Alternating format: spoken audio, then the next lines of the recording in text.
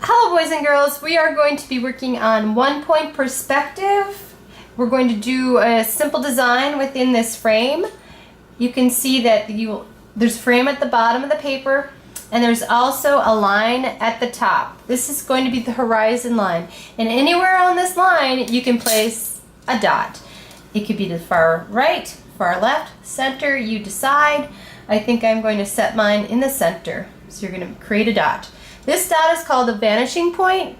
That's where all your vision goes and eventually vanishes because you can't see it anymore. Well, you're going to do a simple design inside of your rectangle. So I'm going to start with a simple circle. Have a little more fun, maybe a heart. You could do a triangle. If you would like to use your ruler while you do this, that's fine, but they can be freehand. You could do maybe like a zigzag or a swirl, but they have to have width. They cannot be just a single line. You have to see both sides of your shape. And I'm going to do a simple word like hi, H. The best results you're going to get is if you create your lettering with block letters or bubble letters. So I'll do one block here. And these are block letters because they have straight lines on the edges. Of course, we want to have the dot or the circle at the top of hi. And maybe I'll do one bubble letter. Hi, maybe 3. Y. Hi. Yeah. I should do y'all, but I'm just going to do 2 simple words. Okay, now that I've set up a few simple designs, I'm going to be using this vanishing point and a simple ruler to create the illusion of space. So I'm going to pick this object first, this little circle. I'm going to make it look like it's running back into space by lining it up with the vanishing point and drawing one line from this edge. And you want to find the other side of this circle into a perfect line. And now we've got almost like a tube going into outer space. The heart is simple. Find the farthest edge, bring it to your vanishing point. Once you hit a letter, you can stop. You can continue lightly if you'd like, but you might want to erase those lines later. So this heart also has an edge on this side. Stop when you hit the H. Also, the center of a heart dips in, and I want to show that little dip by creating that. Alright, our objective here is to make these letters look like they're moving into space. So what I need to do is take every edge of each letter and pull it back towards the vanishing point. So we've got this H, and there's 2 sides to this top of the H. This is where it gets a little tricky. The top of this H wants to come here too, or needs to, and this side. So we have 4 sides already. And you can see the inside of the H looks pretty good, but you can also connect this little edge and stop right there. And it's starting to appear like it's a 3-dimensional object.